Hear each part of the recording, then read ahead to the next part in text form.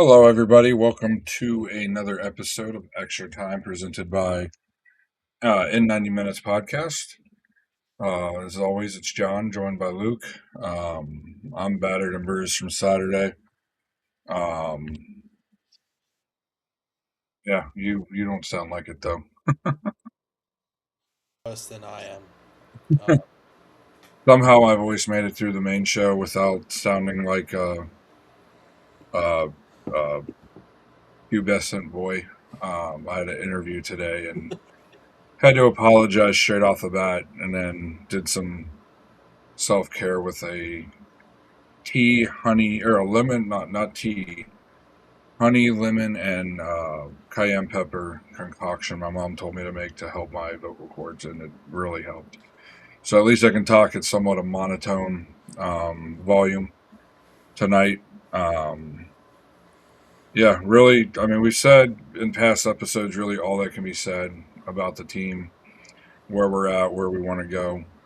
I feel like the big thing that Luke and I feel passionate about is, supporter culture, and kind of what happened at the final whistle, just after the final whistle, stuff like that. I'm sure, there's stuff all over the Orlando City discussion page on Facebook, um, Yeah. about the fans booing and people yelling things and all sorts of stuff like that. Luke, I'll let you go ahead. We don't know first. We don't know what was said exactly. Yeah. So we're just going off of generalizations. So, Um, but yeah, go ahead. so for you lot that don't know, obviously, for a bit of context on what happened, if you sit in other sides of the stadium and weren't around the section of the event, it seemed like there was a bit of a verbal discourse between um, some supporters who were not happy or maybe shared their frustration about the recent form and our captain, Robin Janssen. We don't know, of course, what words were said between the certain individuals and the captain of our club, but obviously there was a dispute, a verbal dispute on what was between the two parties, to say the least. But yeah, so that's kind of the background of it. Um, whether or not it was right or wrong, or what was said, or how it was said, or what was saying, we don't know. But yeah, that was kind of the background behind it. So Yeah, I mean it's something, you look all across the sport, particularly in Europe, at least a couple times a year, and you don't really see it in England, but in Germany and Italy and Spain, some of the smaller leagues, you see it in Croatia all the time. You see it in Turkey quite a bit. I'm trying to Scotland, think of other Netherlands. You see it. Scotland, Scotland. It does happen as well.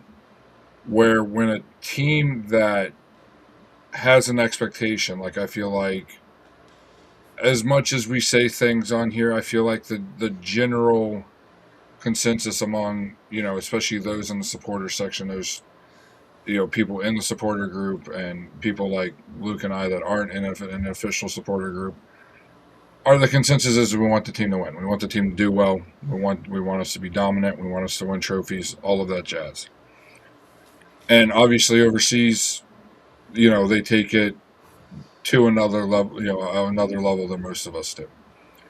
But overseas, you see it where when a team is playing not even as bad as we're playing, the captain will take his team to one of the capo stands. Now it's a little bit different here, but take the team to one of the capo stands, and they will get berated for 15 minutes, half hour sometimes, maybe even longer, by one of the capos. And now I know overseas becoming a capo is different than here. You're not just signing up and doing a little bit of a training course that, so you can handle smoke and know the chants and stuff. But still, it happens overseas. And, that happens. It's something that happens that anybody, and I'm sorry, I'm going to say this and fully believe it in my heart. And if you aren't displeased to the point of booing the team and would rather clap and applaud the team for being on the pitch, there's rec soccer every Saturday at the local park right around the corner from you. This is a professional soccer team. This is a professional soccer team that gets paid the players get paid a boatload of money, more money than most of us will make in a single year ever. Most of them. Now, Janssen especially does. To perform in front of their fans, in front of the opposing fans, to win matches. And when they're not held up to standard, at the end of the day, yes, they have the coaches and the front office and the ownership, but at the end of the day, the fans are the ones that pull the strings, that make ownership or management act. Do you think that they would sit here and make the moves that they made with Griezmann if we were okay with finishing, if there was nobody there to hold them accountable for finishing 9th in the East last season? That they'd be okay with that. It'd just be, it's just like Hollywood. When a movie flops, they just move on to the next one. But in professional sports, and even in college sports, big time college sports especially, like football, basketball, and here in the southeast and southern United States, especially college baseball, if the fans are displeased, the powers that be are going to react and do something. Now, I'm not saying that in college football they should berate a bunch of 17 to 23, 24-year-old kids. But these are professional athletes that play for our soccer club. And yes, I was one of the ones booing. Because the standard that we have at our club isn't the standard that this team is playing with. Even under Inchy, we were never this bad. And we still saw people calling for Inchy's head to be fired after the first year when we didn't make playoffs. And mind you, that was 5 made playoffs, I believe. 4 made the top 4 made playoffs, something like that. So I have no issue within reason. There's certain lines you don't cross in yelling your displeasure at the team. Whether it's through booing, whether it's actually yelling, demanding more. And it really rubbed me the wrong way Saturday when seconds after the final whistle blew, I don't even think the ref had finished his cadence with the whistle, and Robin was turning around clapping. To me, it looked to me like he was like, thank God that's over, let's clap and get out of here because it's what I'm supposed to do. I had an issue with that. When he turned around clapping after I finished booing, I even went, why is he clapping, in so many words? And, in our group chat, David tried to say, oh, well, he's the captain, this, that, the other. If he was the real captain, he should have got the other 20-something players from the bench and that were on that pitch and made them face the music. They didn't. Most of them just walked off the pitch. And they want to sit here and complain when we sit there and when people in the supporter section sit there and yell at them. But yet, when we're doing well, they never come over or very rarely come over. And the only time they do is when a couple of the players are picking their kids up out of the crowd and they happen to come over to the one corner of the supporter section. But you never see them signing autographs in the supporter section, taking pictures with kids, unless it's like the last game of the year. So you can't have it both ways, where you're like, oh, I was just thanking the fans, and they were giving me grief. But you never really thank the fans. Yeah, you do your little dance in front of the wall and, whatever. But you never truly show you're thankful for the fans, for the supporters, for the people that are in the wall. And I'm not asking you to start doing that. That's not what I'm saying. The way you thank us is by performing better on the pitch. And if you don't think you can perform better on the pitch, this isn't just Janssen, this is the entire team. If you don't think you can perform better on the pitch, then you need to be looking for another team to go to. I hear Miami needs reserves once Messi and his buddies are gone. Go down there, play for a club that doesn't care about their fan base.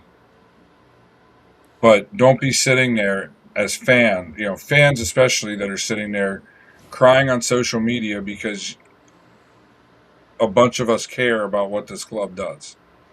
And we voice our frustration, and not everybody has a platform like Luke and I do, and David and Ahmed and Miss Sayel and the guys at Lions Den and the guys at LPO, where we have an opportunity like this to have our voices heard by, a bunch of people at one time.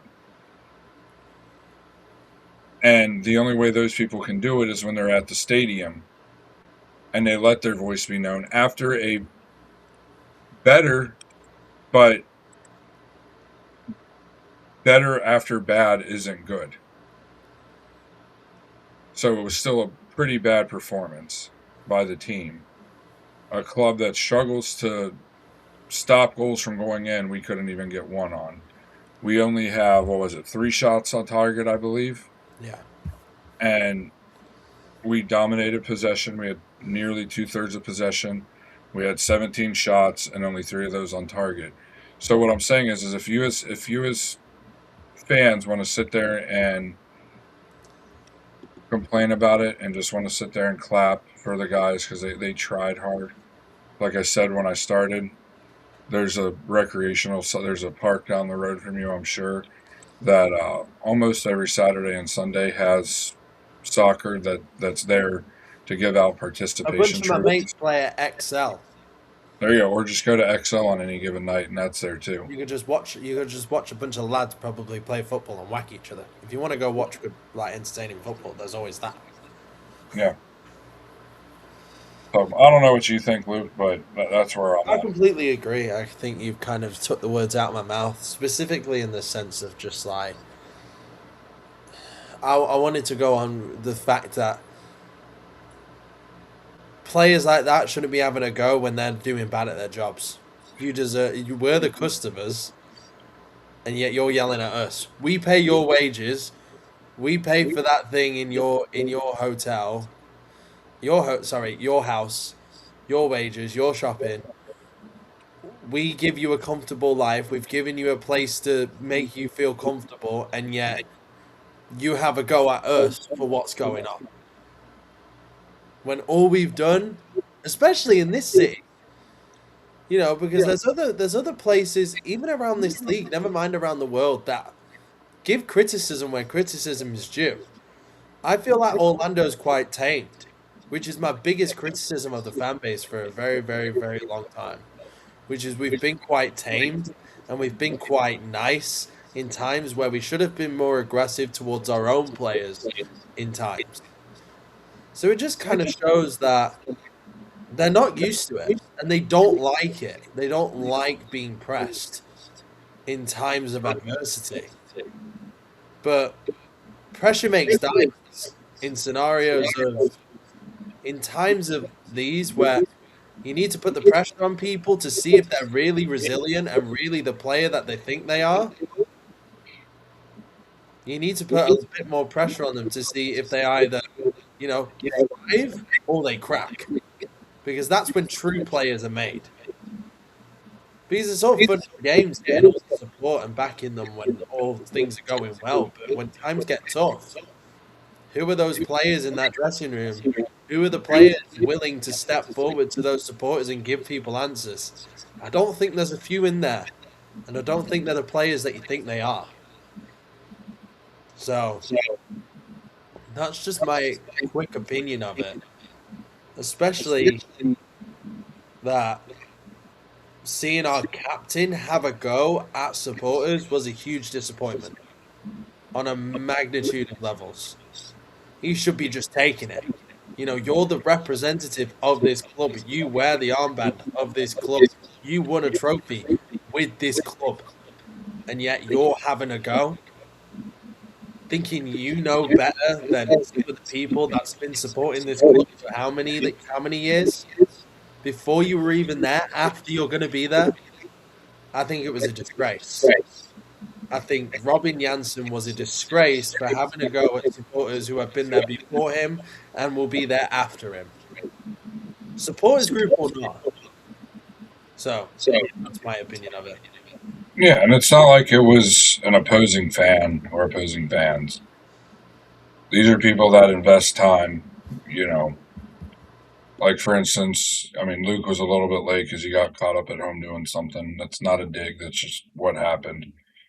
But we were around the stadium for nearly 3.5 hours before kickoff, only because the game was going on. You know, there's other people that are there longer than that. And that's not grading how much of a supporter you are or not. My point is that people invest real time into this club. I mean, my Saturday, I have during the season, I don't have a Saturday when we're playing at home. From the time I woke up Saturday morning, other than eating, everything was to get ready to go to the match on Saturday. For those that don't believe me, I literally woke up Saturday morning, got dressed, ate a little bit of food, left, went to Publix, went to the liquor, did some shopping at Publix, went to the liquor store, came home, ate, rested up a little bit, left for the match at about 3:45. Tailgated and went to the match. Or just watch a team trot about a pitch. You know, minimal. You know, as bad as the Naples game was, my favorite part about that Naples match was to hear Reed Brown in that first half. Finally, somebody in our club showed a little bit of life. You know, my biggest gripe about Robin as a captain is he's more likely to go after the referee for a split-second call that he may or may not have gotten right than one of his teammates constantly being lazy and turning the ball over. One of his midfielders, who's supposed to be a senior player on this team, who's supposed to be one of the better players on this team, in fact. And for the last season plus, hasn't looked that. Whether he's playing, this specific player is playing out of position or not, you can still put the effort in. If you're bad at defense, you're bad at defense. You're supposed to be a player that is good in possession and good at passing the ball. And you just can't do that. But if your captain isn't going to hold you accountable for that, for being lazy, why do you who else is going to hold you liable? And who's going to hold the captain liable for that? If the coach won't, the fan base will. They're supposed to. You know, and to the people, as long as you didn't make it basically my boundary is you don't make it personal. You leave the player's well-being, family, religion, race, all of that out of it, sexual identity, whatever. All of that you leave out of it, and you keep it with their performance on the pitch. And as long as that line wasn't crossed, good on you, whoever was doing it, whoever was giving him that grief, because I would have been right there with you. No voice and all. I did not. You can ask Luke. I did not have a voice at the end of the match. At the end of the match on Saturday. Yeah, I feel like that's the way it should be. Though it's like you should be allowed to. It's funny this because it's not necessarily true, but this is what I say. I say I'm not a supporter. I'm a fan. To say I'm a supporter means I support the team. Yes, but I kind of put that in the connotation of like North American culture where I just support the team. I'm a fan of the club, which means I give support and I give criticism where criticism's due. You know, criticism. I'm already a pessimist as it is, but like, if Nobody knew that, Luke. That's news to everybody. but anyways, but it's just the fact that like if players can't take it, I don't know where you're gonna go where you're not gonna get any less. You're in the least you're in the least intimidating league in the world. So if you want to go, how about this? I challenge any player like Robin Jansen, go to League Two. I've been putting in the performances that you've been putting into, and you'll see what freaking criticism is. You'll be gone. You'll be crying. You'll go in. You'll go in August, and you'll leave in January. If you're lucky.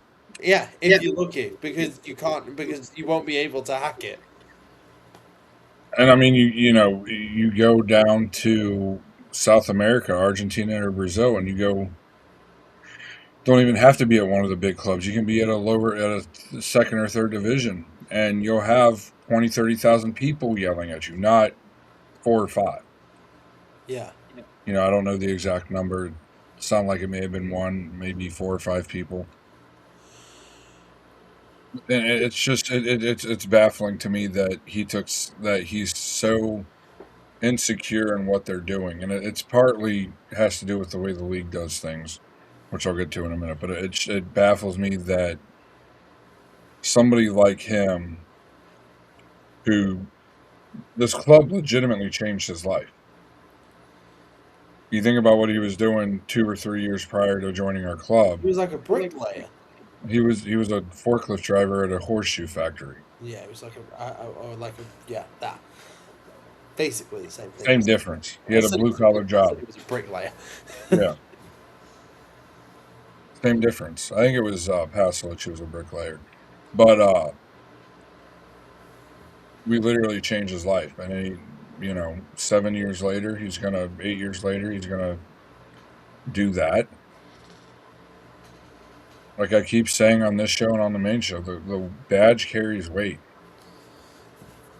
Yes, there weren't many that came before you, but there's a heck of a lot coming after you, and you're setting that groundwork for those to come after you.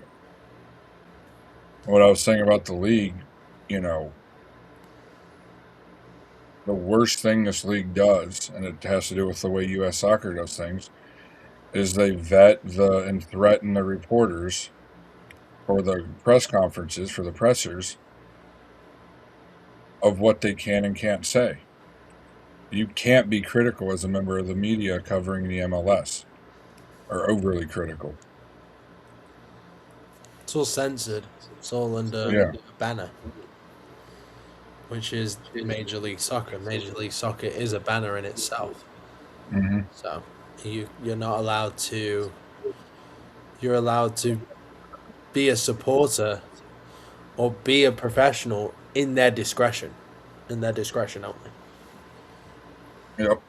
So that's kind of where it kind of falls under the banner. It falls under is under the.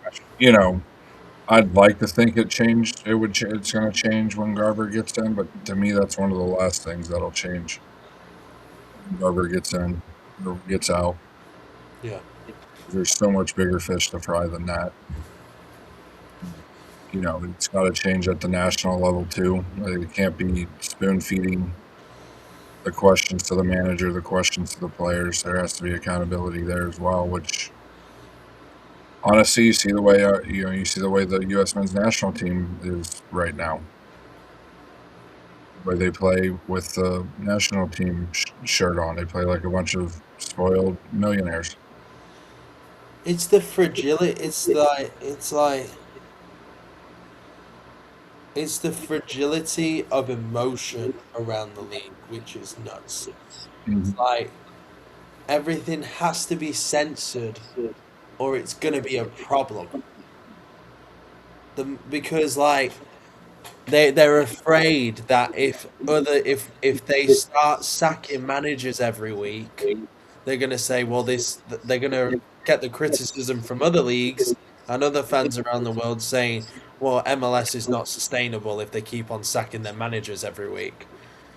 But look at England, where you're lucky for a year and a half, you're lucky to keep your job. That's Yeah. the average job length in England is a year and a half, 18 months. And that's not saying England does it right, because quality of team has a lot to do with it. But you see what happened to Vincent Company. His team got relegated. He got sacked. Gets a dream job managing Bayern Munich and has Yeah. won back-to-back trophies, which isn't saying much because they always win. But again, quality of team has to do something. But being able to manage that quality, that quality of player, that ego of player that team has at an individual level says something. So it's not saying England gets it right every time, but No, sacking the manager is the right move every time. but it shows that if something's not working, change has to happen. Yeah. Until it does start working. Yeah, and that honestly brings me to another thing that I wanted to get into that I didn't bring up to you, but I know you're prepared for it. So, obviously we sacked Oscar Pereira, Yeah. and it seems like the people that were on the Poppy N side are like, oh, look, see, we're still doing bad. We're actually doing worse than we've ever done it with Poppy. And, you weren't really like Poppy in or Poppy out until, late 24 into last year. Yeah. Really, I think that's really when you started to, we need to get rid of this manager. Whether it's attributed to me or not, I Yeah. won't say. But, um, you keep saying burn it down. Kind of, I know this is kind of something we should have talked about last week or the week before. You weren't on the week before, but Yeah. explain like more in depth than you did earlier, because you went more in depth earlier than you Yeah, have. I But did. I mentioned it last podcast, and I mentioned it this podcast, this one that we're going to post on Monday.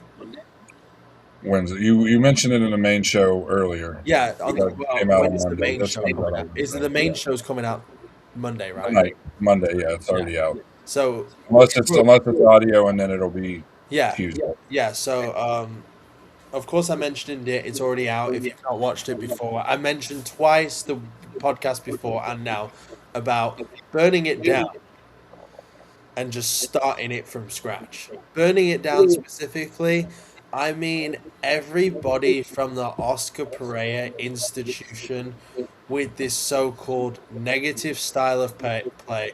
If you're on audio, I'm putting that in air quotes.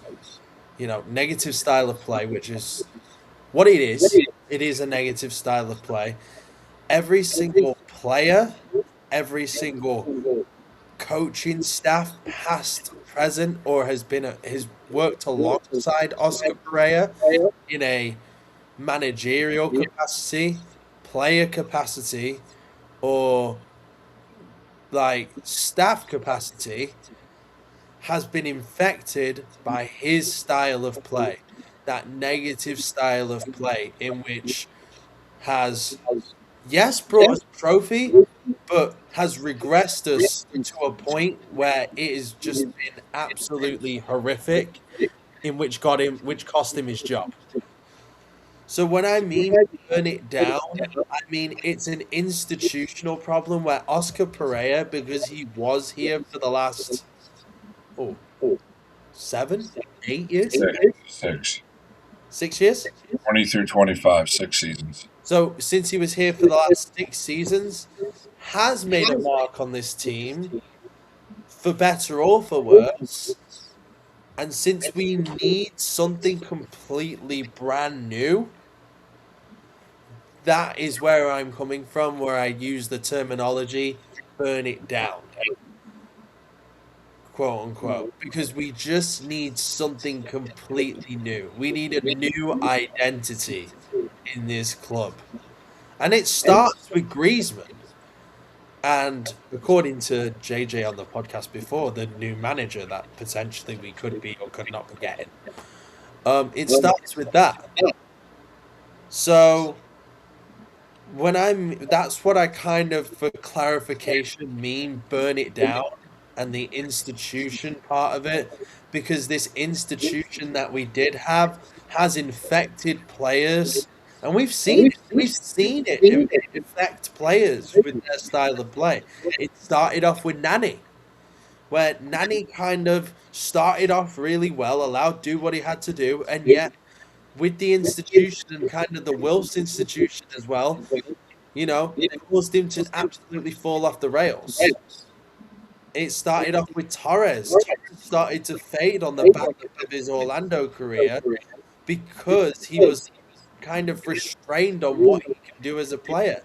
There's just so many examples Well, yeah, where I mean the joke with Torres, at the end is he take 2 touches and pass it back, exactly, and which is that's the negative style. When he's talking to clarify negative style, a negative style of play, a negative pass is a is passing it back towards your own net.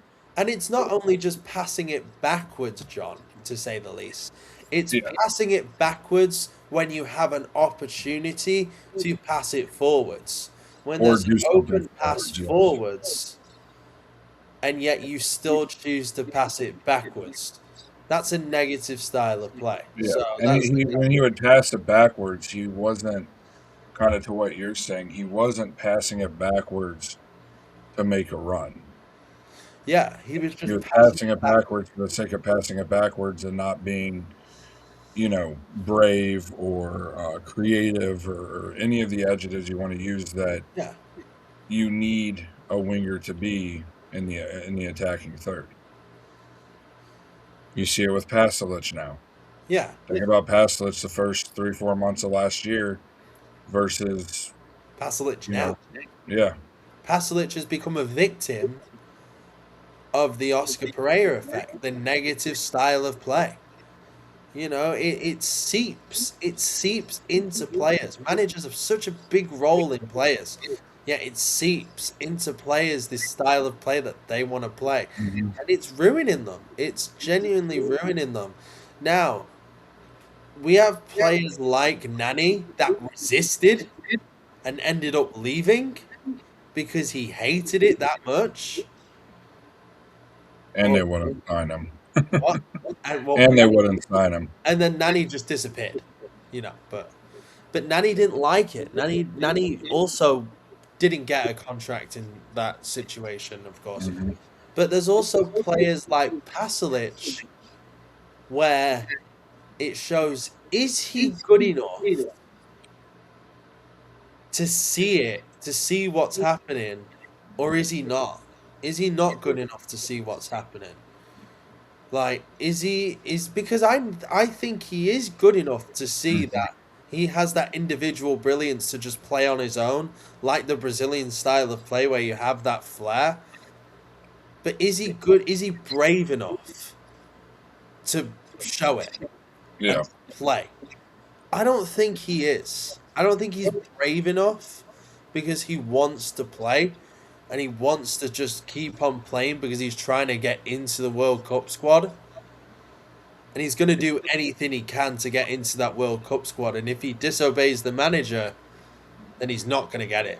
hmm So, Let me. The staff's the easy part. You can look at the staff and say, yeah, "Oh, Perelman, this guy, that guy, everybody else." But let's go through the players. So, I mean, I agree with you to some extent on the players. I feel there's certain players that would thrive with a new manager. Even though they've maybe been in Poppy's system for a while. yeah, And then there's players that wouldn't. So I'm going to start with our longest tenured player and Janssen. He's a player that, and I'm sure you would agree with me, that unfortunately needs to go. Now, I think we will keep him through until next December when his contract runs out. His contract's good through 2027, December of 27, I believe. I don't think that they put it through the 27-28 season because it says through 27. Let's see. Angulo. What are you thinking on that one? Gone. Atuesta is a given. Atuesta and Angulo, their contracts end at the end of this season. And I can elaborate a little bit on Angulo. I think Angulo's kind of tailor-made for... He was brought in tailor-made for Pereira. So Yeah. if you really want change, you have to start by cutting off players like him. Mm-hmm. Unfortunately. And there's always clubs out there for it. You know, it's not just like, oh, we're cutting him off and we don't want him to see him do well. No, of course not. We want him to find another job, go find somewhere new. Probably, you know, he had a good year. I would say a good season with us. He's been better. Yeah, I mean, and he's been a little more productive On and this year. off. And then he had a bit on and off, up dips and, you know, highs and lows with us. Yeah. But yeah. Willer Cartagena. Contract expires at the end of this year, but has an option for next. Gone. Even if he plays well when he comes back from injury? Yeah, I don't. He's coming back from a tough injury. Yeah. And he's also old. Yeah. He's also older. Well, how old is he now? Like 35? 33 or 34. Yeah, Cartagena, I think, unfortunately, if he was younger, why not? Mm-hmm. He's 31. Wait, no, 31. he's still old. It's older. Yeah. For a midfielder, that's older. Yeah. He's still on the older side. I thought he was a lot younger. When did he stop aging? Because I remember he was like turned 30 4 years ago, but I feel like it, yeah. He's to me, out of like the guys that have been with Poppy for a while, to me he's the toughest one because he puts in such a shift and yeah. has that grittiness you look for in a player. I think it is tough, but yeah, I don't know. Now, how about a younger player like those are the tough decisions you have to make, though. Yeah. How about what would you do with like the younger players that came up through the academy that are now getting senior Yeah, team? that's what I'm saying. Is maybe one of the academy kids will be ready by that time. Yeah. And then if that's the case, like a Gutsky or Typhy that for the last 2 seasons they've been on senior team contracts, gotten some senior team minutes. Is it Otavio? Why don't we just stick him? Like we've got Otavio, like, and he's young, so you have to eventually get these 19-year-olds into the team. So we've got a replacement for him. Mm-hmm. So yeah, who's next? Like Ojeda. Yeah. I'd keep Ojeda as a squad player. Not necessarily start him, but I'd keep him as a squad player. Yeah. Interesting thing. I've been thinking more and more about this. Is with Griezmann coming in. Yeah. And the rumored manager wanting to play a 3-5-2. What with Ojeda? Put Ojeda up front with Griezmann. What, and Ryan Ojeda? No, Tincho. Oh, Martin Ojeda. Yeah. Sorry. I don't know. I've never actually seen Ojeda. I've never actually visionary wise. I've never seen Ojeda as like a striker. Well, because I've always seen him as like a false 9. Yeah, I mean, and that falls into what Griezmann likes. But to me, you gotta. But Griezmann's also like a false 9. Yeah, that's what I'm saying. But both of them could play off of each other because one's, strong foot's his right foot, the other one's his left foot. They could, they'd be able to play it across net to each other, if you will, and hit each other's strong foot with their strong foot. Do we know if he's playing up top, by the way? Griezmann? Yeah. I would imagine. He's playing up top for Atleti. I would imagine he's playing up top for Okay. us. He might play winger. I don't think he will. I think his winger days are behind him. Yeah, I think he's lost a bit of pace. Still Okay. has it. I mean, he shows it with Atletico Madrid that he still has it. I mean, but, like for the top leagues. yeah, I mean, for our leagues, he's probably the fastest freaking player we've ever seen. But like with the ball probably. Yeah, Maguire, like, do we get rid of him?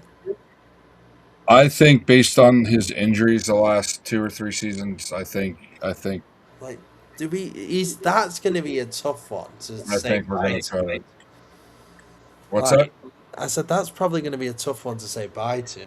But Mm-hmm. like, Because he really only got one true chance where he was injury free. yeah, you know he's the same age as DK. Yeah.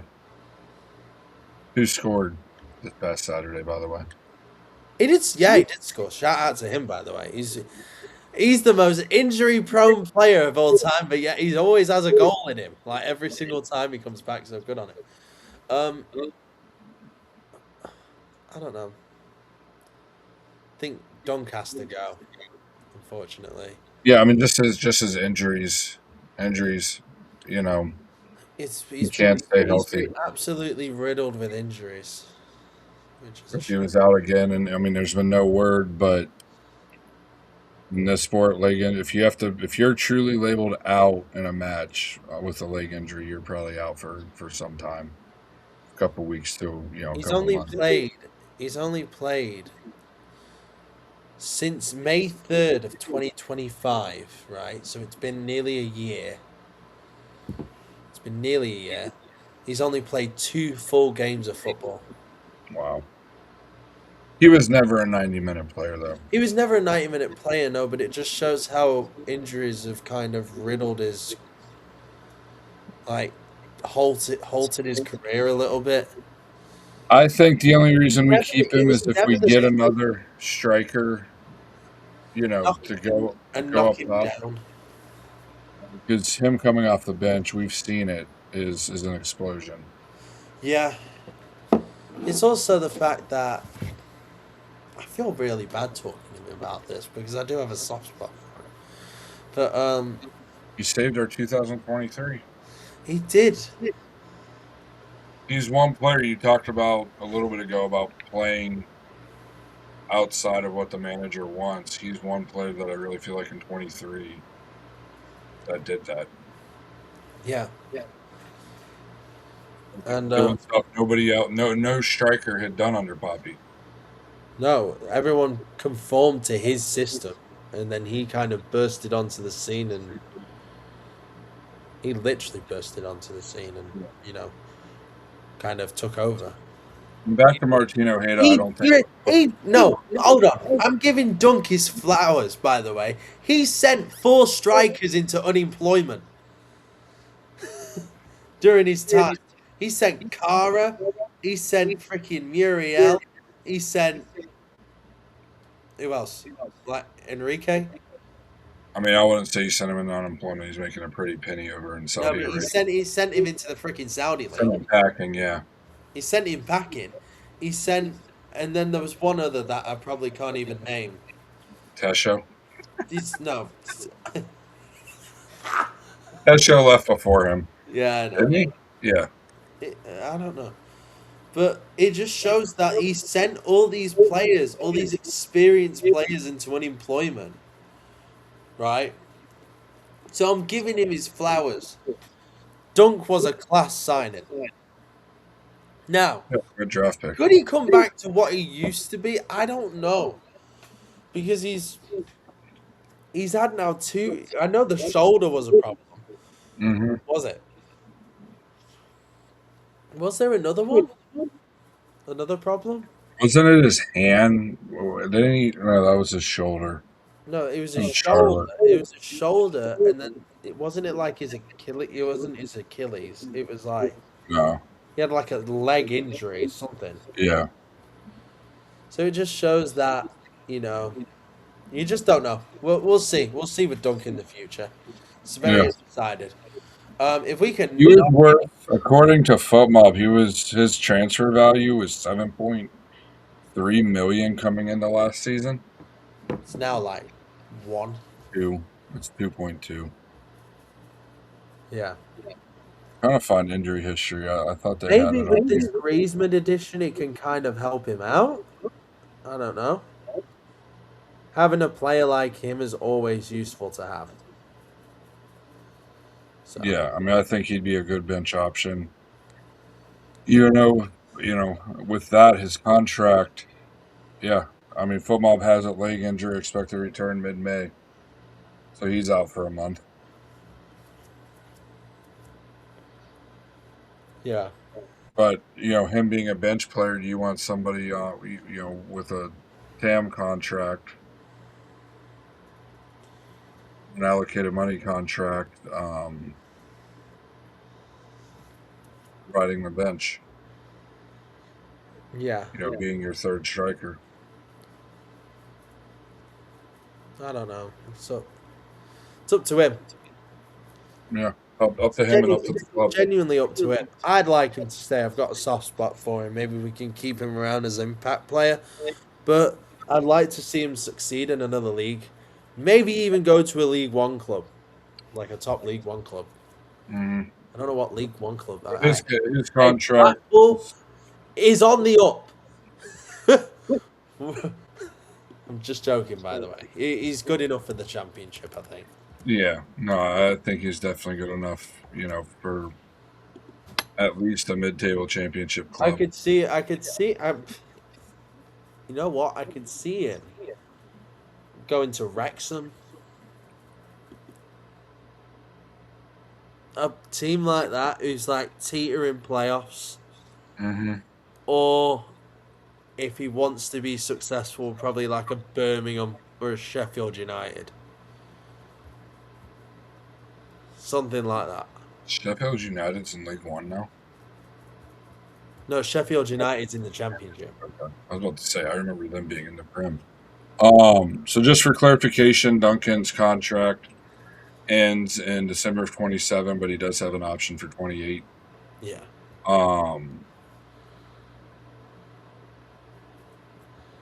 Yeah, I mean, And that means all 3 of our draft pick strikers will be in the Championship. successful ones, yeah, if Duncan goes there. Yeah, because Daz is there, Laren's there. Laren's about to. Did Lions team end up picking up the win? Did they, or did they just Hey, draw? they're on like a 7-8 game win streak. Yeah, that's why I asked. Did they win on Saturday? Did they end up Yeah, they won pulling it out? against Swansea 2-1. Because they were down 1-0 in the second half. For context, our former Orlando City striker and first draft pick ever, Kyle Larin, is in the Championship with Southampton, and they have won. To give you a fun fact, they have not lost a game, and they are on a 9-match win streak, and they've not lost a game since January 17th. So they're on a 4-month unbeaten run, which is absolutely nuts. So good on Larin. Larin joined them in January. So good on Larin for, they are now 1 point off of automatics, and they are the informed team. So He joined them he's on loan from Mallorca. he's on loan, but they might freaking sign him if they get promoted. Yeah. If they make it to the Prem, they'll sign him. We've never had a Premier League striker before. What's that? So we've never even experienced. We've never had a Premier League striker before. Not yet. But he's always been good. That's the thing. He's always been my favorite player for that reason, because that's all he does is score goals. Yeah. People argue about him, but he's the greatest player we've ever had by a mile. Most productive for sure, I would say. You put Larin in a team in that. You put Larin in that 2022 US Open Cup team, he would have tore that league. He would have tore that league apart. We would have probably won a treble. And I mean, from what I know with Laren, he's averaging a goal contribution every 110 minutes, and for the championship, that's killing it. In the championship, that's insane.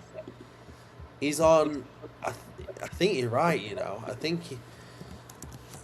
he's on. So he joined in January. So for context He for people, joined February, according to Foot Mob. He joined in February. Joined yeah, which South. is basically January. Yeah, Yeah.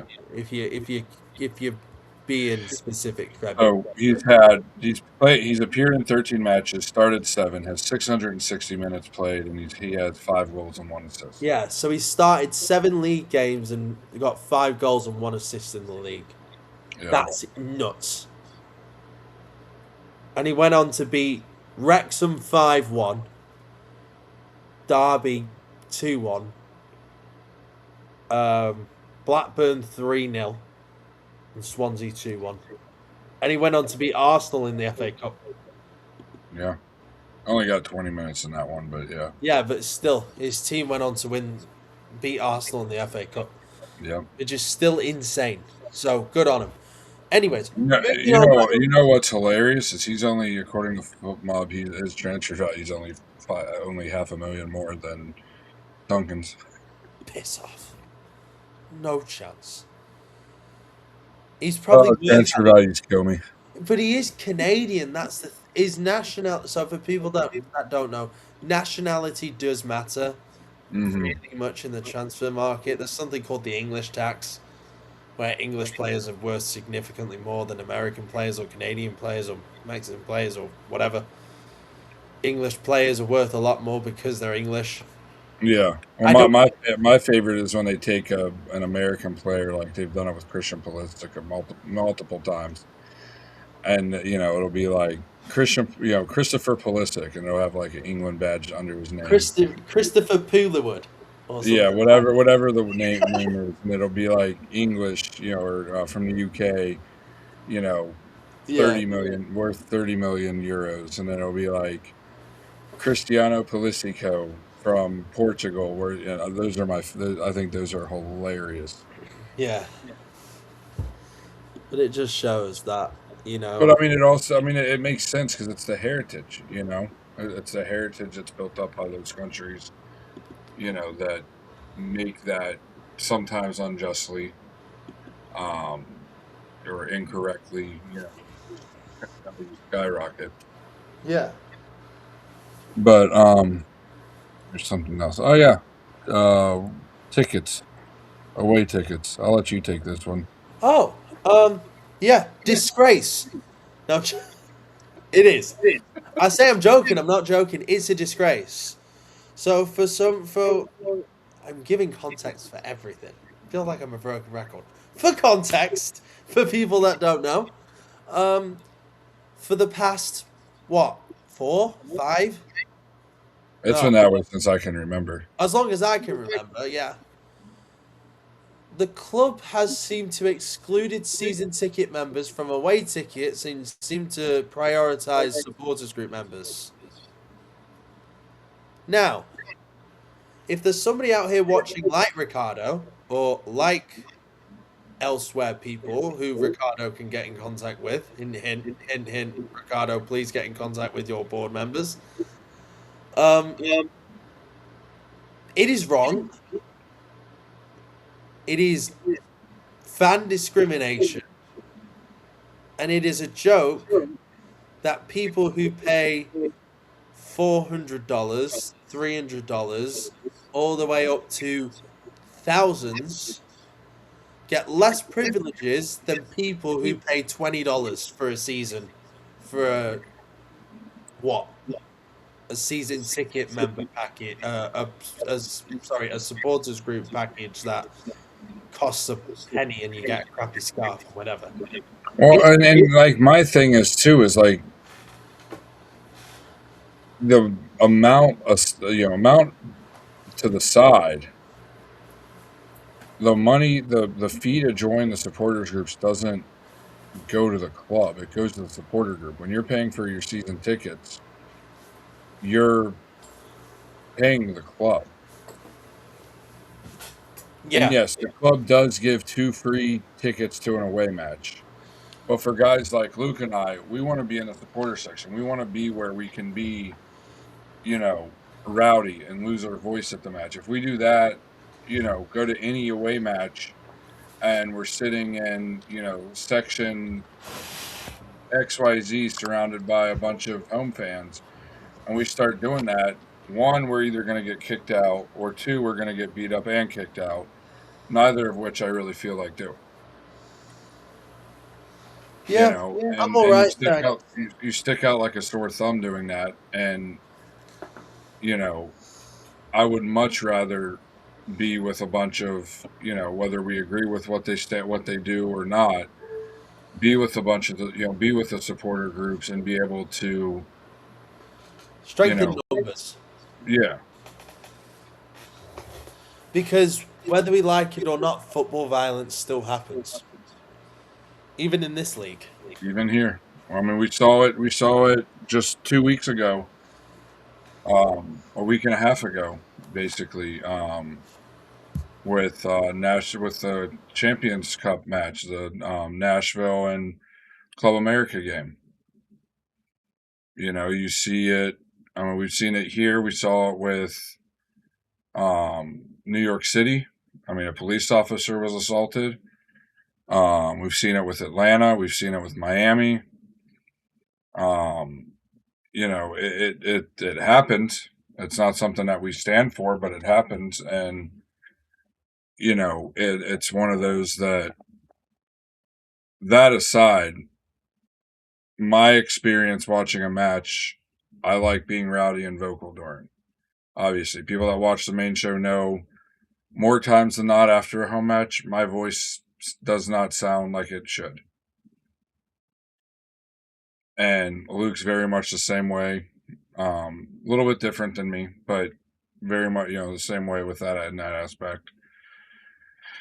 And it's just a camaraderie you have. I mean, like we were lucky enough. ILF was allowed this year. They're not by the club. They're not.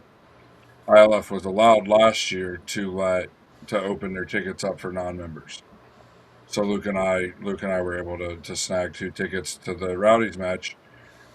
And last year it was one of the funner matches that I went to. Most enjoyable matches I went to, not because we won, but because we were there with a bunch of people. You know, It was a good we met, atmosphere, good yeah, it vibes. was an atmosphere. We met some people. The walk into the stadium was awesome. Stuff like that, and you don't get that. I've been to the away match I went to in Cincinnati. Yeah, we had a bunch of friends we were with who are not a member of official supporter groups. Most of them anyway, and at the time they weren't. And yeah, it was fun. It was fun hanging out with them for the day and everything. But then we get into the match and we have to go to our own seats. And it's like you lose that aspect of the match that's there. Yeah, it, you nailed it on the head. Unfortunately, that's just the way it is. And I mean, we might be the only country in the world that doesn't have a designated away, like a true designated away section that let the away fans intermix with the home fans. I Yeah, mean, that's a good thing. That's because here the violence around the sport isn't near as bad as it is, a lot of other places. But at the same time, you know,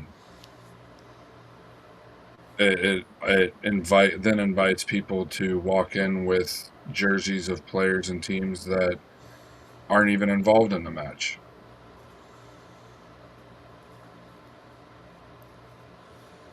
Yeah. I mean, we see that every match walking in. Luke and I do.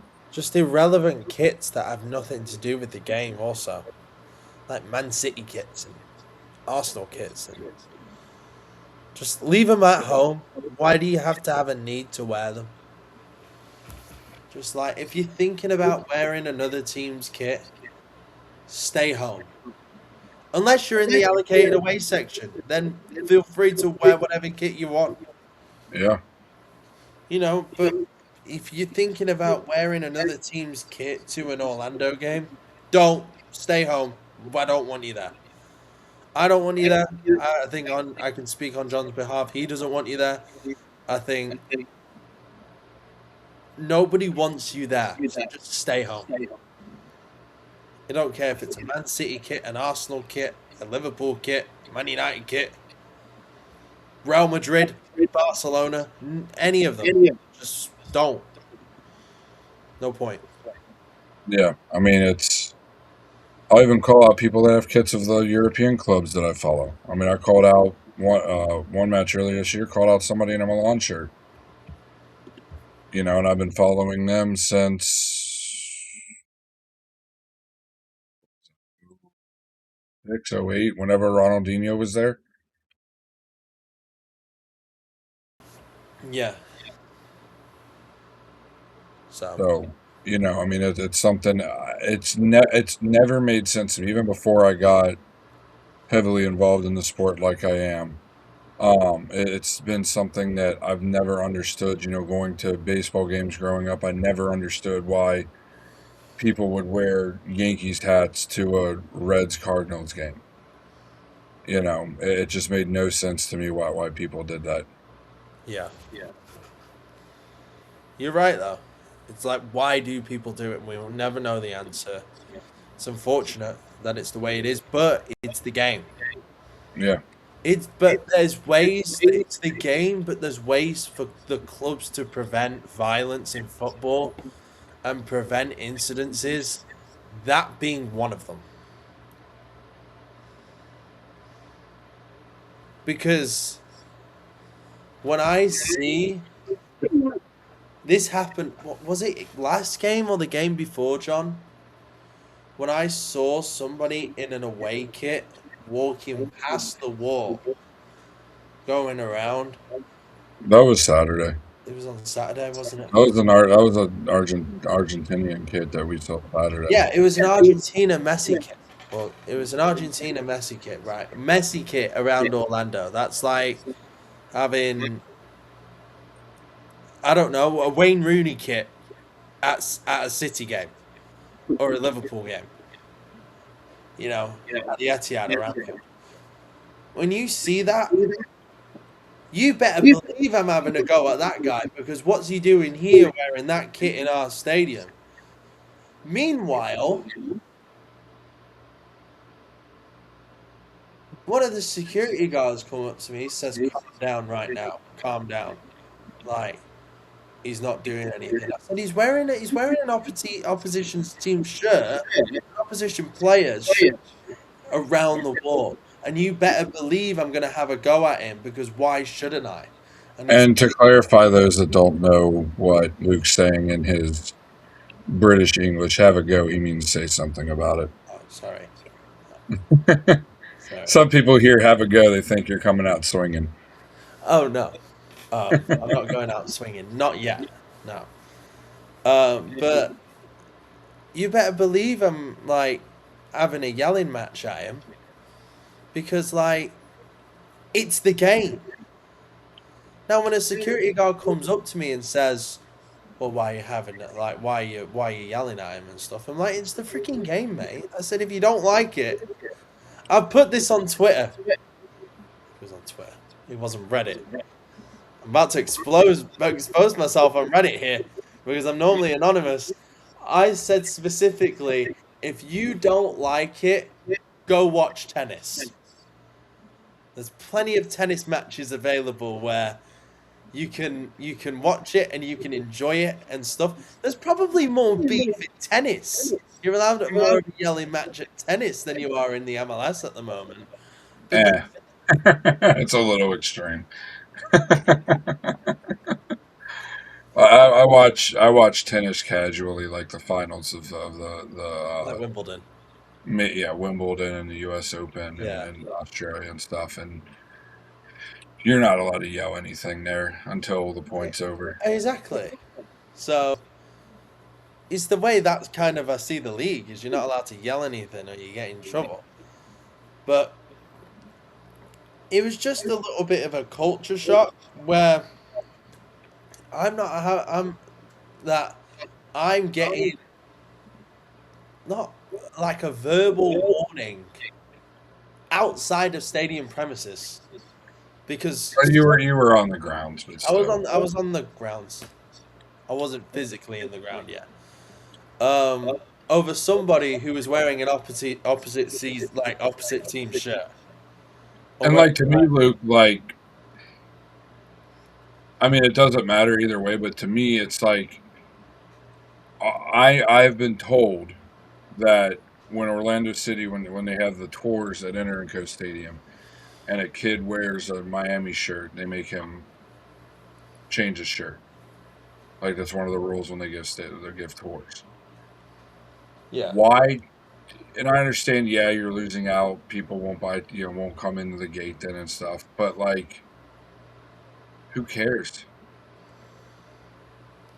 Yeah. Like, The they're pride a of your dime, club should be they're priceless. yeah, they're a dime a dozen. Like, they're just there to try to start trouble. And they're wearing the kit of the face of our rival, our interstate rival, the only interstate rival we truly have that we play on a consistent basis. Twice a year, 3 times a year. Yeah, that's all. If we advance to the knockout rounds, it's going to be Yeah. Leagues Cup. It's going to be 3 times a year. Um, so like that part, like to me, and especially anything Messi or Inter Miami related, and as a starting point, shouldn't even be allowed in our stadium. And then to add on to that, you shouldn't allow Atlanta United, which I've seen. You shouldn't allow Nashville, which I've seen at our stadium for non-matches. When they're not I've involved. seen that. Yeah, I've seen a ton Yeah, of Nashville kits just about. and NYCFC, yeah, Atlanta, New York Red Bulls, even some Western shirts like LA Galaxy. hmm They just shouldn't be allowed.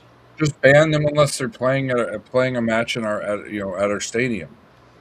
And even then, just ship them off to another section. Yeah, just put them. What is that? Section 101 or whatever it is. Yeah. And that just needs to be something that's league wide as a standard. All away supporters buying a ticket need to need to be in the same section for health and safety reasons because God forbid something goes wrong, you're gonna get a fan death because some idiots decided to bring football violence back. hmm Because it's not because we want to spoil the game. It's for safety reasons. Well, and to me, it doesn't spoil the game.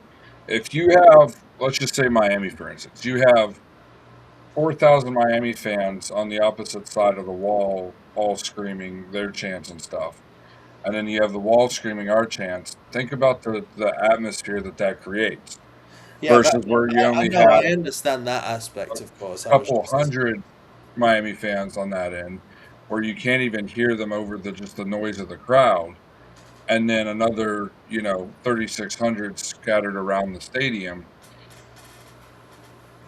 That's what having. And to me, it's not just away fans; it's anybody not representing Orlando City or in a neutral colored shirt. If that makes sense. So, like, if you're wearing anything, a kit or a shirt that is soccer related, that is not an Orlando City shirt or one of the local clubs here, um, you get shipped off to the away section. Like, I understand the local clubs wearing, when we have the local academies or clubs here, they all wear their jerseys. I understand that, their kits. But like, if there's somebody there with a, Ryadad Casablanca shirt on, away section, Ship them off.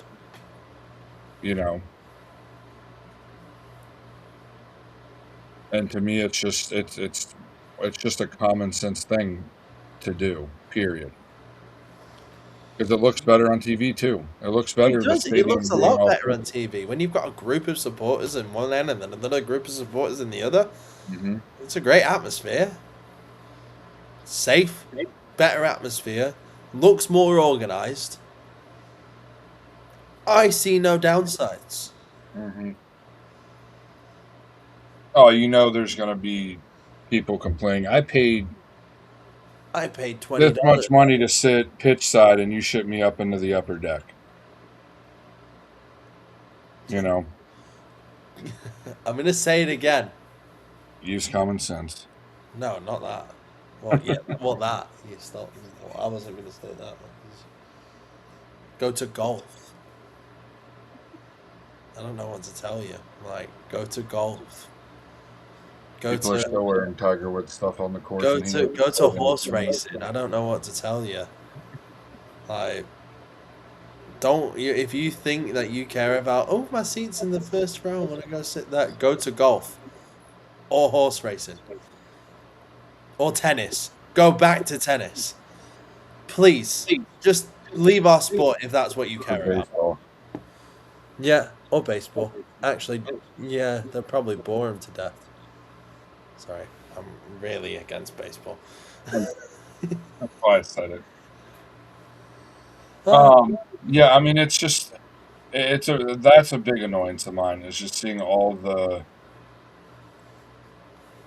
jerseys, kits, shirts, whatever you want to call them, of teams not even involved, especially if it's from that team to the south of us or one of their players. Yeah. It's just something that really, really infuriates me. I think that's it. You got anything else? I think that's it on the agenda for the moment. Kick towards the wall in the second half. Yeah, please kick towards the wall in the second half. I'm about to call it in extra time, kicking towards the wall in the second half. Add something in there. The thing is that I don't understand why you wouldn't want to. Yeah, I don't get it either. I mean, from my point of view, you're more intense at the end of the game, or you should be in the quarter section. Getting that late one to even it up or pull ahead or steal the game, whatever it might be, adds that. And I mean, think of one of the most iconic celebrations, some of the most iconic celebrations we've had. Urso's goal against, I'm just off the top of my head, I'll never forget it. Urso's goal in 22 when he comes over and grabs the sunglasses. No, I'm not thinking of that one. Kaká jumping up on the capo stand. I'm so old. Which one are you thinking of? I'm thinking of Brek Shea's goal. Yeah. Oh, when he played that 1-2 and he just whacked it first time with his right foot. And he just curled it, and it was absolute limbs. Yeah, it was in my days. I remember that goal like it was yesterday. If you don't remember it, search up. I think it was Real Salt Lake, 2015-2016 opener, Orlando. Oh yeah. That was 2016 opener. Yeah. When people started walking out. In the Camping World. It was our last season in the Camping World. It was the home opener. Search up that goal, the equaliser. The greatest goal you will ever see in a last minute. Really, the greatest ending 2 minutes you'll ever see. I know. It was the greatest game I have ever attended, and I ever will attend.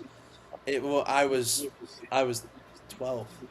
I was too drunk. I barely remember it. I slept in my car. I was 12 at the time. Yeah, you were too young to be drinking. Yeah. I don't know.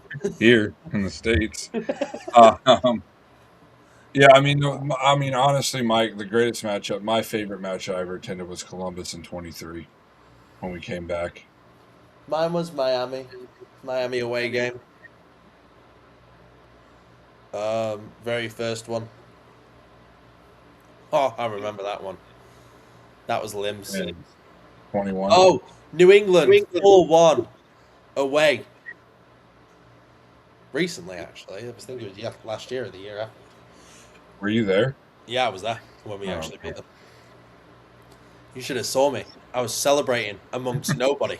Because nobody shows up to that game apparently, but I'm the only one that No. shows I up. mean, it's what, 45 minutes away from downtown Boston? Yeah, it's about an hour and a half away from my uncle's house. So, Oh. so we just But yeah, we just take a small trip. you do it But right. Actually, yeah, you do it right in Boston. You just take it's just a couple of train transfers away from what I remember living there. yeah, but I think that's it.